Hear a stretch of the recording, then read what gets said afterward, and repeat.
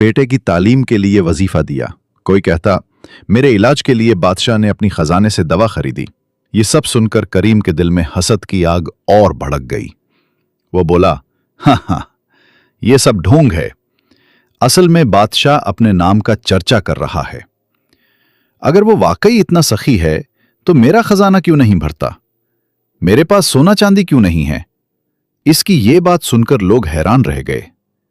एक बूढ़ा शख्स बोला, बेटा, बादशाह सबको उनकी जरूरत के मुताबिक देता है और सबसे बढ़कर अल्लाह ही राज़िक है। शुक्र करो, नाशुक्री मत करो। मगर करीम के कान पर जूं तक न रहेंगी। वो गुरूर से बोला, मैं बादशाह के पास जाऊंगा और इतना मांगूंगा कि वो भी हैरान रह जाए। अगली ही सुबह करीम महल के दरवाजे पर जा पहुंचा। महल की फसीलें दूर से ही सूरज की रोशनी में जगमगा रही थीं। दरवाजे पर पहरेदार खड़े थे। करीम गुरूर से चलता हुआ आगे बढ़ा और बोला, मुझे बादशाह से मिलना है। पहरेदारों ने उसे ऊपर से नीचे तक देखा। लिबास मीला कचेला था, मगर आंखों में लालच और गुरूर साफ झलक रहा था। एक पहरेदार ने कहा, बादशाह से मिलने के लिए अपनी हाजत बतानी होगी। करीम तेजी से बोला, मेरी हाजत आम नहीं है। बादशाह खुद सुनना पसंद करेगा। हटो मेरे रास्ते से।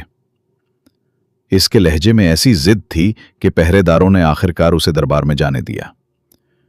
दरबार का मंजर निहायत शानदार था।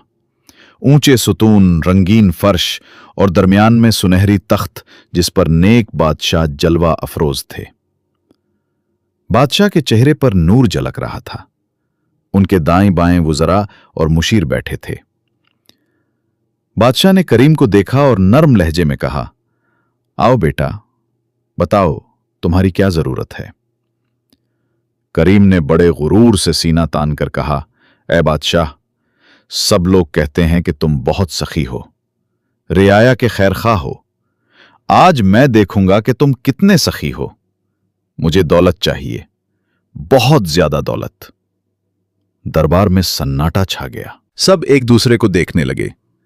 कोई बादशाह की तरफ देख रहा था, कोई करीम की बेअदबी पर सर झटक रहा था।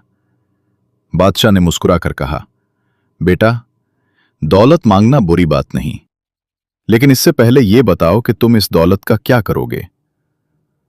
करीम फौरन बोला, मैं महल बनाऊंगा, खादिम रखूंगा, बाजारों में सबसे कीमती चीजें खरीदूंगा, ताकि लोग कहें कि करीम सबसे बड़ा रईस है। यह सुनकर बादशाह के दिल में अफसोस की लहर दौड़ गई। वो आहिस्ता से बोले,